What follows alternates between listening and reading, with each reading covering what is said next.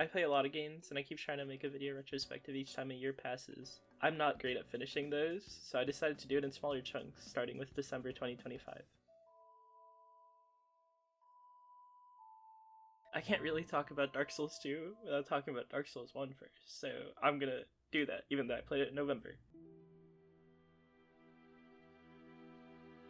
I've tried to get it into Dark Souls 3 times, and now on my 4th, it took a bit of effort, but I finally did it. I had a bunch of gaps in time between bosses just because Dark Souls wasn't my priority. Things changed after I beat Ornstein and Smo though. The second half of the game is pretty infamously not as great, but going through these sections, I still had fun. Exploring and expanding Lordran after the midway point was so interesting to me, especially since everything post Sense Fortress was new to me. And as a side note, I was upgrading terribly. I didn't realize I wasn't scaling my levels correctly until after pushing through Seath the Scale list for like 3 hours. Oops. But yeah, Dark Souls 1 was a game that took a while to click for me. Once it did, I fell in love with its world, level design, lore, and even all its silly quirks. Also, as a more personal thing, I suffer from a lot of self-doubt. In a corny way, Dark Souls helped me feel like any challenge I face, with enough patience, I'm able to overcome it. To end all these reviews, I'll give you guys a number score out of 7. A 1's a game I don't feel anything towards or outright dislike. Don't expect many games to get this number, I'm not a very negative person. A 2's a game I don't care much for, but I can appreciate aspects of it. Something like a good soundtrack is enough to have it here. A 3 is a baseline game. It's standard, I might have issues, but they don't outweigh the positives. A 4 is a game I like, even with some shortcomings, I still appreciate them a lot. A 5's great, someone could bring up issues, I totally see them as fair, but I like these all the same. A 6 is a phenomenal game, no notes. And a 7 is games that are core to me. I don't expect many games to reach this, but this is a special tier for me. As for Dark Souls 1, I'll give it a 6. Now back to Dark Souls 2 does not give me any of the same feelings Dark Souls 1 gives me. The worst offense this game does was just having terrible bosses in the base game. I genuinely got nothing out of them. The actual levels themselves are neat, but enemies do get annoying sometimes. I do want to note that this is a pretty good looking game. Besides the obvious Majula that gets posted every few months, I love Hyde's Tower of Flame and the Dragon Airy. Genuinely, my biggest issue with this game is just how little it makes me feel anything. I felt it was really boring.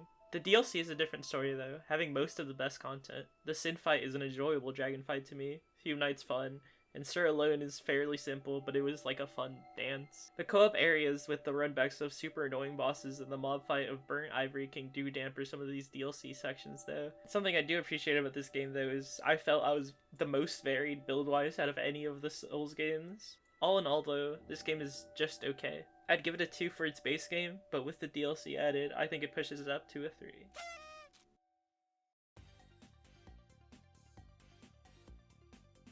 I played It Takes Two a while back, and that was fun, so I was just expecting more of It Takes Two from this, and it basically was. The studio was able to crack code of guaranteeing fun just by doing co-op games.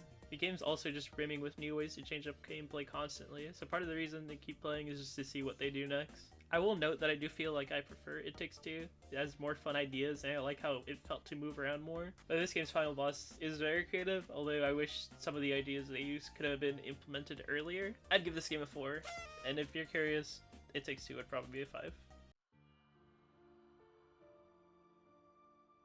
Even if I didn't have the greatest time with Dark Souls 2, I was still hungry for more. I'll note that I started Bloodborne a little earlier, but around halfway I realized I wasn't really enjoying it. So I'll try that again some other time. But Dark Souls 3 was really fun. I like how the bosses were paced and how fast I was getting through things. In retrospect though, I don't think I really liked that pace. Everything was too easy, so I was just getting through things really fast, and the game was already short enough as is. I also felt the game's areas were super unmemorable. Besides Irithyll, the Boreal Valley, everything feels derivative of each other. But I still had fun. I like this game, I like a good bit of its bosses. It has some of my favorite boss music, but I guess I just didn't feel it was too special. I'd give Dark Souls 3 a 4. I played God of War 1 at the start of 2025, so in a way to go full circle, I ended with this game. Or tried to. Sorry, I played 2 more.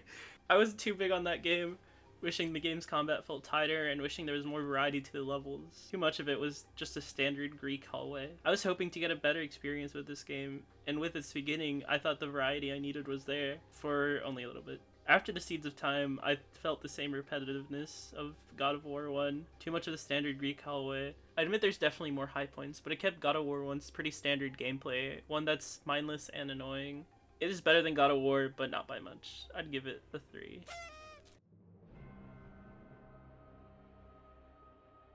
I've started Elden Ring multiple times since its release, but I never got into it until this time. Now having the experience of the Souls trilogy, I was able to stick it. After going through the linearity of the Souls trilogy, I wasn't too excited with the idea of an open world, but those fears were quickly quelled. I never felt truly lost. The game naturally guided me very well towards everything. The bosses are mostly great too, some which gave me that struggle that Dark Souls 3 left me craving. Melania took me a whole 6 hours straight to beat, but she was an outlier, I swear.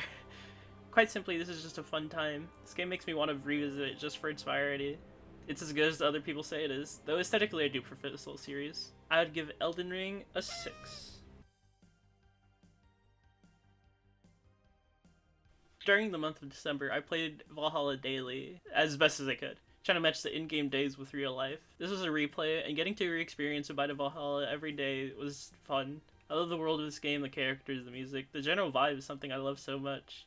Experiencing a story through people is something really special, and I think this game conveys that beautifully. Jill's also one of my favorite characters in anything. I also bought the mixology book from this game. I made a drink with it. It was good. I'd give Valhalla a 7. This game's special to me. So yeah, that's all the games I finished December 2025. I said before, this is a video I've been trying to do for like 3 years now. So seeing it finally, or at least a chunk of it, come to fruition feels good. Thank you for watching.